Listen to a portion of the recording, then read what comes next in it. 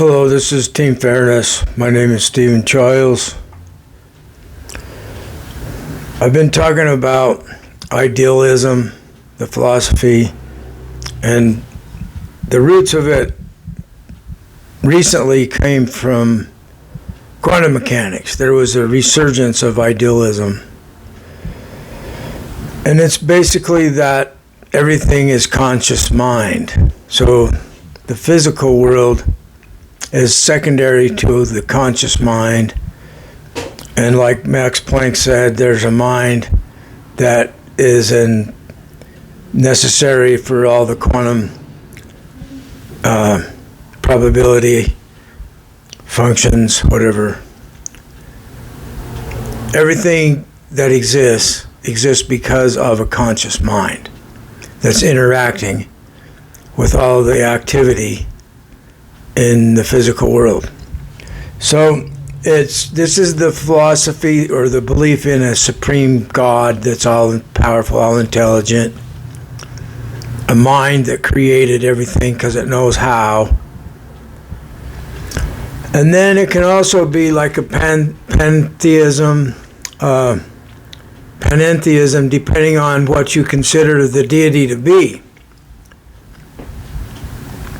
So that which is not saying consciousness is fundamental. The mind is the primary aspect of reality, and physicality, material world, is second to the mind, and the mind creates the material world. Now, the other viewpoint is like atheism. There's not the mind that created everything, as in theism. That's why it's called theism, the God. Atheism is there's not the God. So, physicalism typically stops short of saying that the mind is physical.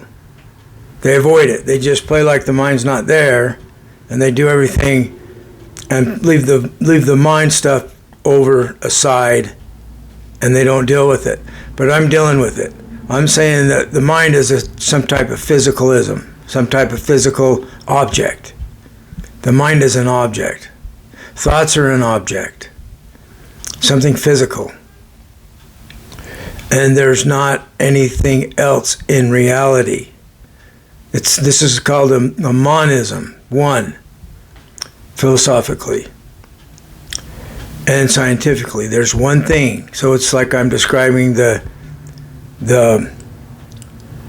unified field. Now, it's been a big battle for me because I've been battling against the God. So the Gnostics, they battled against the God. They said the God, the creator God, is not a good guy. And they're talking about Yahweh, Jehovah of the Old Testament. And they said there's a God above that. But they're still using the God language. And they called the better God, the Father. Jesus is Father. Well, that's still a belief in the supremacy of consciousness. So if you have a being that created everything, obviously he has power over everything. If there's no mind that created us, then we all count the same. And there's not anyone that is above anyone else. There's just not one, because there's not the God. So, Bernardo Kastrup and Robert Falconer is on the channel, YouTube channel, the Stoa, S-T-O-A. This is like the teachers of Stoicism, the Stoics. So I think it was like a location where they first talked about Stoicist philosophy. Okay, so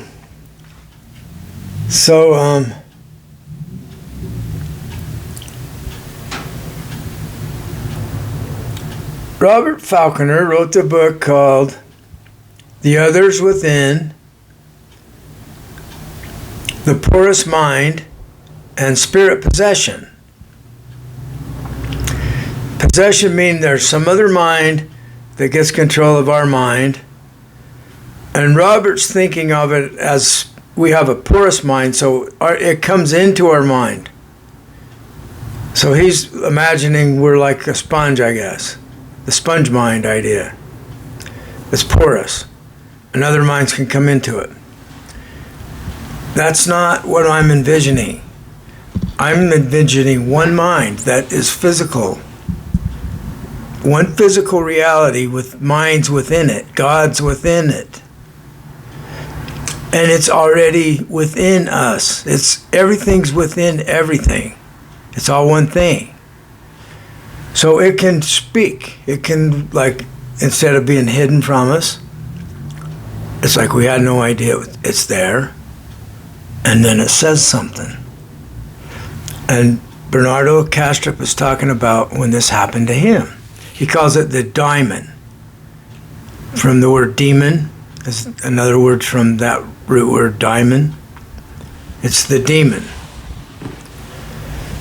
And Robert Falconer had one also. And he still does, in my experience. This is really weird stuff. Bernardo's explaining how after his father died, this thing showed up speaking to him telepathically. And it took control of him. That's a spirit possession in the way that Robert Falconer is describing it. And it turned out to be helpful to him, but it insisted to be the master of him. And I had an experience when the thing appeared within and started speaking. It's already within the mind. The thing spoke to me and told me to surrender to Robert Falconer as Jesus type thing. And it was messing up, shutting down my radio on my vehicle. It was sabotaging my computer. It was making threats against me that I would be killed if I didn't surrender. See, this is what Bernardo went through, and Robert. And Robert was inspired to write a book about this stuff. And I'm inspired to tell you that I defeated it. Oh, yes, I did. And it's arguing with me right now. So strange. So Bernardo said that he is willing to do its bidding if he's like bargaining with it, so that he serves it. He calls it nature in the form of that is the root of his work.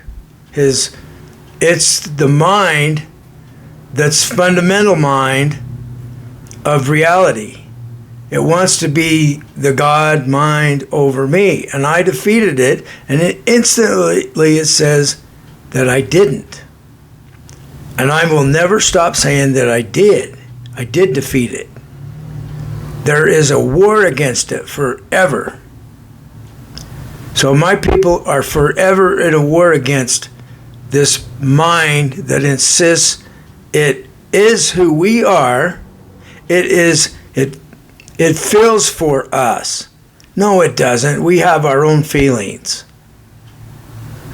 It's just a liar. When it says it feels for me, it's not talking about it cares about me. It's talking about it is the foundation of what I am. And I'm saying, no, it's a parasite that needs to be killed. There's a war against it.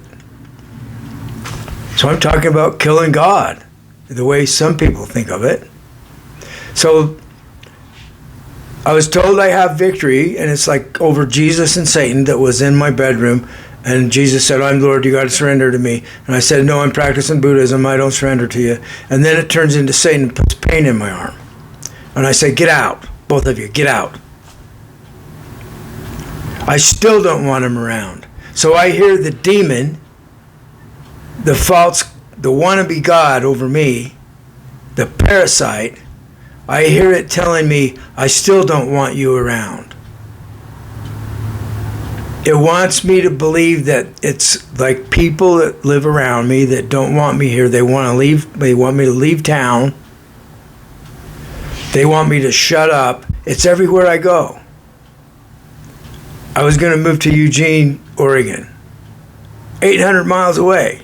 It's there.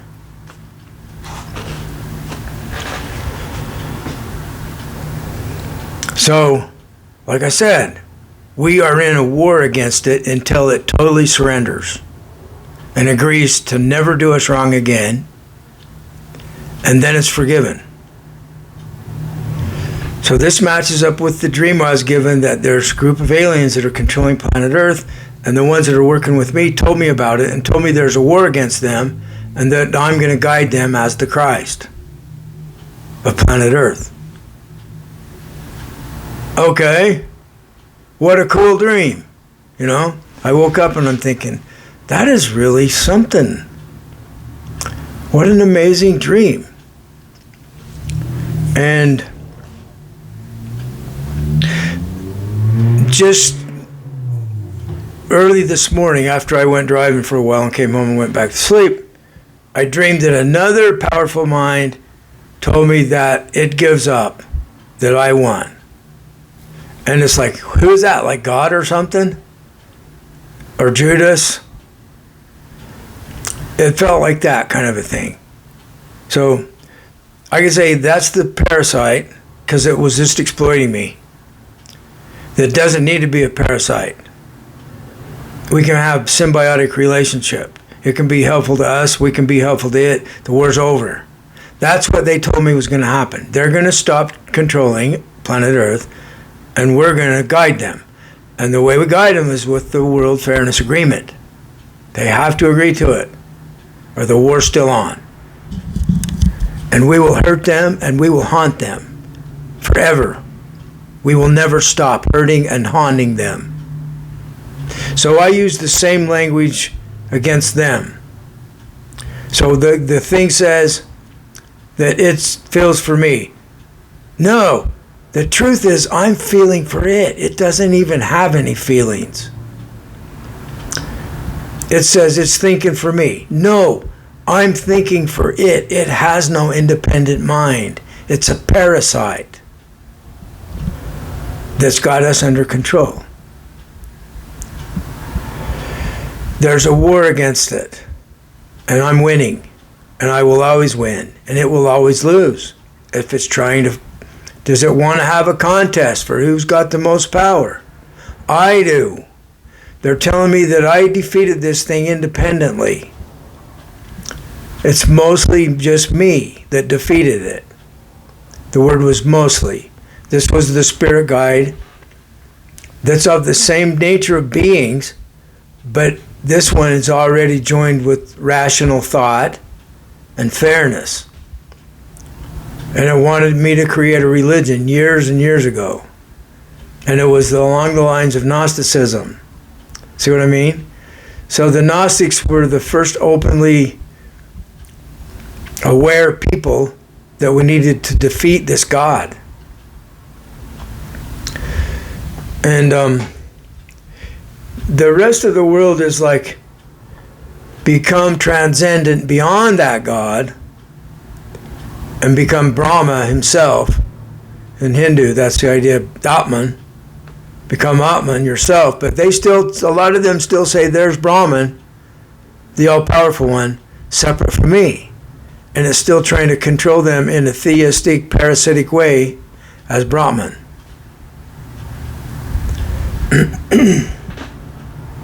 You will hear them say, I am Brahman. That's the demon speaking through them. They're serving it when they say that. So, atheism wins. Atheism wins. There is no Brahman. That's just a metaphor for the energies of creation. Shiva, Shakti, is the Shakti's the energy. And when energy is arranged in a certain way, it creates mind that becomes aware and conscious that it's aware, and aware that it's conscious. Interesting words. The beings that are on my side, they're great. I love them. I'm so glad they contacted me to tell me to defeat them, to defeat that other group of aliens. They're aliens from a different dimension or planet. Probably more like dimension, because I don't think they have any their physicality would be so we don't even detect it. It might be a different kind of energy. In fact, in one of the Gnostic scriptures, it talks about the light, and that's not what we're looking for. We're looking for the gentle light. So that gives you the idea that there's a different kind of energy that's not ordinarily recognized. We don't know how to detect it yet as humans. But my hypothesis is that there is something there for us to detect if we knew how to do it. Maybe they'll tell us how. So people that are with it, it lies. It's a liar. So here again, you have the mythology of the father of the lies. And the LDS religion that I grew up in says that Satan is the Lord of planet Earth. So they have some Gnostic ideas in the LDS religion.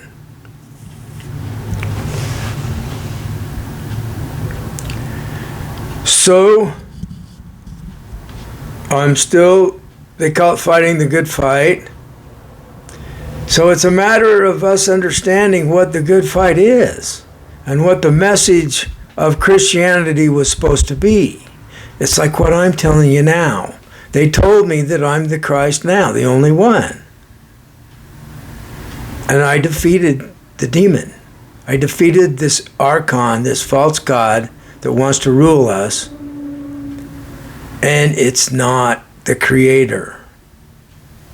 It claims to be. It has no power over me. It claims to have power.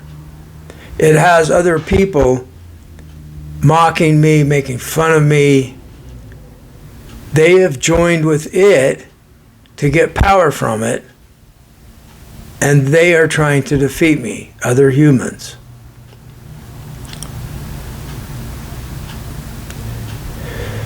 So I pity them, because my wrath against them is off the charts. So it becomes like two vicious animals that are locked in a cage with no way for one to escape from the other, and they have to fight to the death till one of them is totally dead. And that's what this war will do to these other humans that are siding to this evil that's trying to control me. The power that's working with me will arrange them to be completely exterminated. And we will hurt them and haunt them until they don't exist whatsoever. So yeah, I'm talking about other humans that have done me wrong. Okay. There I showed you this side when they don't stop fighting. What happens to them? I'm directed by the benevolent beings that are giving me the dreams. It cares about them. They just need to stop controlling. And they're forgiven. And they count the same as us. See, I haven't walked in their shoes. They're authoritarian personality people. And there was some authoritarianism in my immediate family, but not much. It came from the religion. All the authoritarianism came from the authoritarian God idea in the LDS religion. And then they told us about Jesus, the friend of us that says we have free choice. And we'll go back to the God of all in their language instead of serving or being controlled by Satan on our own free will. We don't have to be forced. They're trying to force me. So there's Mormons that are not really, they say they're Mormon, they're not. The actual Mormon people are helping me at this point. The ones that actually go to church, 95% of them are actually helping me. So there's people that are claiming to be Mormons that are of evil, and that they're trying to take away my free agency. They don't want me to have it. They don't want me to have a voice. They don't want me to have my websites online. They don't want me criticizing their evil deeds or bringing it to the attention of people. So I brought it to the attention of people where it was in my own family. People in my own family were defeated by it, like Bernardo, Kastrup was. And some people are defeated by it, but it doesn't control them anymore. Like, I think Robert Falconer's more like that. They acknowledge that the devil's what they're serving, but at that point it becomes like reversed. So the devil's the good guy that's given them their freedom. That's Jesus of the Mormon Church. So they said the Mormons have horns. I love you. Thanks for listening.